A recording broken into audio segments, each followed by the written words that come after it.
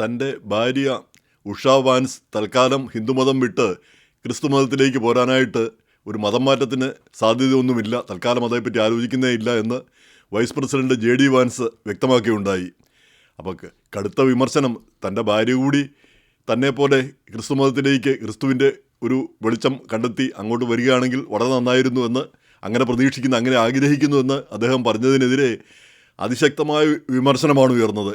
അപ്പോൾ ആ വിമർശനത്തെപ്പറ്റി അദ്ദേഹം പറഞ്ഞത് അത് കൂടുതലും ഒരു ക്രൈസ്തവ വിരോധം ഉള്ളവരാണ്, ക്രൈസ്തവ വിരോധം കൊണ്ടാണ് പറഞ്ഞതുപോലെയാണ് അത് തോന്നിയത്. അല്ലാതെ ആ പ്രസ്താവനയോടുള്ള ഒരു എതിർപ്പല്ല, ക്രൈസ്തവരോടുള്ള ഒരു അസഹിഷ്ണുതയാണ് അതിൽ കണ്ടത്. ആൻറ്റി ക്രിസ്ത്യൻ രീതിയിലുള്ള പ്രചാരണമാണ് നടന്നതെന്നാണ് അദ്ദേഹം പറഞ്ഞത്. എന്തായാലും ആ ഒരു ചാപ്റ്റർ അവിടെ അടഞ്ഞു. അപ്പോൾ ഇവിടെ അതിൻ്റെ കൂടെ അദ്ദേഹം പറഞ്ഞ വേറൊരു കാര്യം കൂടിയുണ്ട്. അതായത് ഈ അമേരിക്കയിൽ വരുന്നവർ ഇനി ഈ ലീഗലായിട്ടായാലും ഇല്ലീഗൽ ഇമിഗ്രേഷൻ വേണ്ട, ലീഗലായിട്ടുള്ള ഇമിഗ്രേഷനും കുറയ്ക്കാൻ പോകുന്നു. പ്രധാനപ്പെട്ട കാര്യം അദ്ദേഹം പറഞ്ഞത്, ഒരു വർഷം 1 മില്യണോളം ആളുകളാണ് ഇവിടെ ലീഗൽ ഇമിഗ്രേഷനിലൂടെ വരുന്നത്. അപ്പോൾ ഇതുവരെ 1920 മുതൽ ഒരു 40 വർഷക്കാലത്തേക്ക് ഉള്ള ഇമിഗ്രേഷൻ, അവരെ അന്ന് സീറോ ഇമിഗ്രേഷൻ ആയിരുന്നു, ഇമിഗ്രേഷൻ ഏറ്റവും കുറവുള്ള കാലമായിരുന്നു എന്ന് പറയുന്നു. അത് സത്യമാണോ എന്തോ. അവരെല്ലാം അമേരിക്കൻ സംസ്കാരത്തിൽ അലിഞ്ഞു ചേർന്നു. അപ്പോൾ പുതുതായിട്ട് വരുന്ന ഇമിഗ്രൻസ് അമേരിക്കൻ സംസ്കാരത്തിൽ അലിഞ്ഞു ചേരുന്നില്ല. അവർ മോരും മുതിരയും പോലെ, കടലും കടലാടിയും പോലെ മാറി നിൽക്കുന്നു. അമേരിക്കയിൽ ജീവിക്കുന്നു, പക്ഷേ മനസ്സ് വേറെ എവിടെയോ. അതുപോലെ തന്നെ അമേരിക്കൻ ഡോളറിനെ മാത്രം സ്നേഹിക്കുന്നു, അമേരിക്കയെ സ്നേഹിക്കുന്നില്ല, ആ ഒരു ചിന്താഗതി. അപ്പോൾ അത് പറ്റില്ല, അമേരിക്കൻ സംസ്കാരത്തിൽ അവർ അലിഞ്ഞു ചേരണമെന്നാണ് അദ്ദേഹം പറഞ്ഞത്. അങ്ങനെയുള്ളവരാണ് ഇവിടെ വരേണ്ടത്, അല്ലാതെ ഈ ഇവിടുത്തെ സംസ്കാരം തകർക്കാനും ഇവിടുത്തെ ഒരു ജീവിത രീതി മാറ്റാനും ഉള്ളവരായിരിക്കരുത് എന്ന് അദ്ദേഹം പറഞ്ഞു. അത് കുറച്ച് കാര്യമുണ്ടെന്ന് തോന്നുന്നു അക്കാര്യത്തിൽ. കാരണം ഇവിടെ വരുന്നവർ ഈ രാജ്യത്തിന് വേണ്ടിയാണ് നിലകൊള്ളേണ്ടത്. ഈ രാജ്യത്തിൻ്റെ ഭാഗമാകുമ്പോൾ ഈ രാജ്യത്തിൻ്റെ ഭാഗധേയത്തിൽ നമുക്കെല്ലാവരും പങ്ക് ഉണ്ടായിരിക്കണം. അതായിരിക്കണം നമ്മുടെ പ്രഥമ ലക്ഷ്യവും. അപ്പോൾ ആളുകൾ പലപ്പോഴും യഹൂദരെ ചൂണ്ടിക്കാണിക്കാറുണ്ട്. അവർ ഇസ്രായേലിന് വേണ്ടി ജോലി ചെയ്യുന്നു, ഇസ്രായേലിന് വേണ്ടി പ്രവർത്തിക്കുന്നു, ഇസ്രായേൽ അമേരിക്കയുടെ ഏറ്റവും വലിയ സഖ്യകക്ഷിയോ ഒക്കെ മാറിയിരിക്കുന്നു, ഇസ്രായേലിന് ഒരുപാട് പണം അമേരിക്ക കൊടുക്കുന്നു. അവിടെ വിമർശകർ മറന്നു പോകുന്നൊരു കാര്യമുണ്ട്. ഈ ഇസ്രായേൽ എന്ന് പറഞ്ഞാൽ വാസ്തവം പറഞ്ഞാൽ മറ്റൊരു രാജ്യമാണെന്ന് പറഞ്ഞാലും അതും വാസ്തവത്തിൽ അത് മറ്റൊരു രാജ്യമാണോ? അമേരിക്കയുടെ ഒരു ഭാഗം പോലെയല്ലേ ഇസ്രായേൽ ഇപ്പോൾ നിലകൊള്ളുന്നത്, അമേരിക്കയുടെ മറ്റൊരു സ്റ്റേറ്റ് പോലെ. അപ്പോൾ ആ ഒരു ബന്ധമാണ് ഇസ്രായേലുമായിട്ടുള്ളത്. ആ മിഡിൽ ഈസ്റ്റിൽ അമേരിക്കയുടെ ഒരു ഔട്ട് പോസ്റ്റ് പോലെയാണത് വർക്ക് ചെയ്യുന്നത്. അപ്പോൾ ആ സാഹചര്യത്തിൽ ഇസ്രായേലുമായിട്ടുള്ള ബന്ധവും മറ്റ് രാജ്യങ്ങളുമായിട്ടുള്ള ബന്ധവും താരതമ്യപ്പെടുത്താനാവില്ല. അതൊരു പ്രത്യേക ബന്ധമാണ്, ആ സവിശേഷ ബന്ധം. അമേരിക്ക എന്ന് ഇസ്രായേലിനെ കൈവിടുന്നു, ഇസ്രായേൽ ഇല്ലാത്ത അവസ്ഥ വരും. ഇസ്രായേലികൾ എത്ര വീരവാദം മുഴക്കിയാലും നമുക്കറിയാം, വിജയിക്കുന്നത് എപ്പോഴും എണ്ണം എവിടെ കൂടുതലുണ്ടോ അവിടെയാണ് വിജയിക്കുന്നത്. എണ്ണവും സാമ്പത്തിക ശക്തിയും ഒക്കെ എവിടെയുണ്ടോ അവിടെയാണ് കാലക്രമേണ വിജയിക്കുന്നത്. താൽക്കാലികമായിട്ടൊരു വിജയം നേടാം. ഇപ്പോൾ പാകിസ്ഥാൻ വലിയ വീരവാദമൊക്കെ മുഴക്കും, ഇന്ത്യക്കെതിരെ ഞങ്ങൾ അത് ചെയ്യും ഇത് ചെയ്യുമെന്ന്. എത്ര കാലം ചെയ്യാൻ പറ്റും? അവർക്ക് ചൈനയുടെയോ ഇപ്പോൾ അമേരിക്കയുടെയോ ഒക്കെ പിന്തുണയുണ്ടെങ്കിൽ പറ്റുമായിരിക്കും. എന്നല്ലാതെ തൽക്കാലത്തേക്ക് അവർക്ക് ചില നേട്ടങ്ങളൊക്കെ ഉണ്ടാക്കാൻ പറ്റും.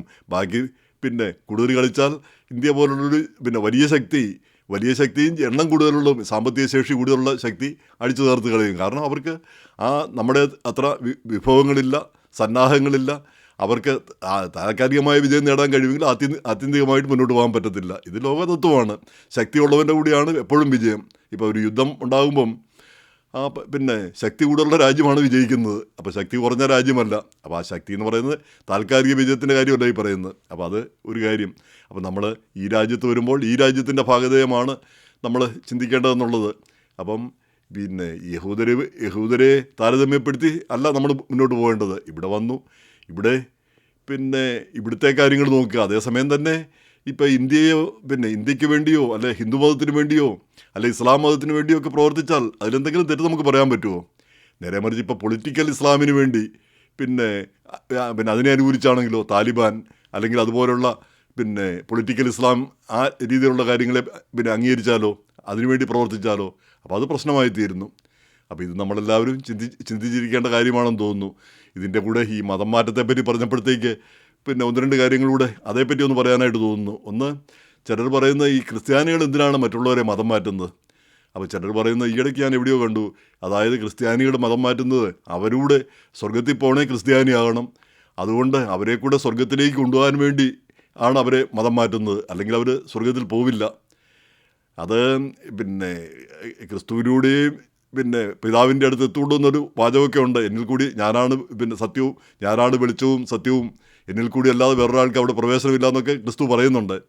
പക്ഷേ അതേസമയം തന്നെ ക്രിസ്തു പറയുന്ന വേറെ കാര്യങ്ങളുണ്ട്. ഈ തൊഴുത്തിലല്ലാതെ എനിക്ക് വേറെയും ആടുകളുണ്ട്. അപ്പോൾ ഈ ഒരു തൊഴുത്തിൽ മാത്രമല്ല, ക്രൈസ്തവരാകുന്ന ഈ തൊഴുത്തിൽ മാത്രമല്ല വേറെയും ആടുകളുണ്ട്. അതുപോലെ തന്നെ നമുക്കറിയാം പിന്നെ ബൈബിളിലെ വാക്യങ്ങൾ, വേറെയും വാക്യങ്ങളുണ്ട്. അതായത് പിന്നെ ഈ അന്ത്യവിധി ദിനത്തിൽ മനുഷ്യർ പറയുന്നു, ചിലർ പറയുന്നു, കർത്താവേ ഇന്നലെ വരെ ഞങ്ങൾ നിൻ്റെ നാമത്തിൽ പിന്നെ ഈ പിശാചുക്കളെ പുറത്താക്കി അത്ഭുതങ്ങൾ കാണിക്കുകയൊക്കെ ചെയ്തുകൊണ്ടിരുന്നു, ഇന്നിപ്പം നീ ഞങ്ങളെ തള്ളിപ്പറയുമെന്ന്. അപ്പോൾ പിന്നെ ദൈവം പറയുന്നത് എന്താണ്? ദുഷ്ടത പ്രവർത്തിക്കുന്നവരെ നിങ്ങളെ ഞാൻ അറിയുന്നില്ല. അപ്പോൾ ചുരുക്കി പറഞ്ഞാൽ ക്രിസ്ത്യാനിയായിട്ടൊന്നും കാര്യമില്ല. ദുഷ്ടത പ്രവർത്തിക്കുന്നവരാണെങ്കിൽ ക്രിസ്ത്യാനിയായിട്ട് കാര്യമൊന്നുമില്ല. അപ്പോൾ അതാണ് പ്രധാനപ്പെട്ട കാര്യം ഇരിക്കുന്നത്. അപ്പോൾ ദുഷ്ടത പ്രവർത്തിക്കാത്തവരാണെങ്കിൽ അവർ ഈ മാമോദിസ മുങ്ങിയില്ല എന്നുള്ള ഒരൊറ്റ കാരണത്താൽ ദൈവം അവരെ തള്ളിക്കളയുമെന്ന് നമുക്ക് വിചാരിക്കാനാവുമോ? അപ്പോൾ അത് ഒരിക്കലും അതൊരു പഴയൊരു ചിന്താഗതിയാണ്. പണ്ട് പിന്നെ സുവിശേഷകൻ സ്റ്റാൻലി ജോൺസൊക്കെ പിന്നെ മഹാത്മാഗാന്ധി ക്രിസ്ത്യാനി ആയില്ലെങ്കിൽ അദ്ദേഹത്തിന് സ്വർഗത്തിലെത്താൻ പറ്റില്ല, അങ്ങനെ ആകുലപ്പെട്ടതിനെപ്പറ്റി എവിടെയോ വായിച്ചിട്ടുണ്ട്. അപ്പം നമ്മുടെ ജീവിതവും നമ്മുടെ ഏത് രീതിയിൽ പ്രവർത്തിക്കുന്നു എന്നുള്ളതാണ് നമ്മളെ വിലയിരുത്തുന്നത്. അത് വെച്ചാണ് നമ്മളെ വിലയിരുത്തുന്നത്. അല്ലാതെ ഈ ക്രിസ്ത്യാനി അല്ലാത്തവരെയെല്ലാം ദൈവം അങ്ങ് തട്ടിക്കളയുമെന്ന് നമുക്ക് അങ്ങനെയുള്ള ഒരു ക്രൂരനായ ഒരു ദൈവത്തെയല്ല നമ്മളാരും സങ്കല്പിക്കുന്നതെന്നാണ് എനിക്ക് തോന്നിയിരിക്കുന്നത്. എൻ്റെ പിന്നെ ചെറിയ അറിവ് വെച്ച. കാരണം എന്താണെന്ന് വെച്ചാൽ ഇത് എല്ലാം വലിയ തിയോളജിക്കൽ കാര്യങ്ങളാണ്. ഇത്ര വലിയ തിയോളജിയിലൊന്നും എനിക്ക് വിശ്വാസമില്ല. ദൈവത്തിൻ്റെ ആ സ്നേഹത്തിലാണ് നമ്മൾ വിശ്വസിക്കുന്നത്.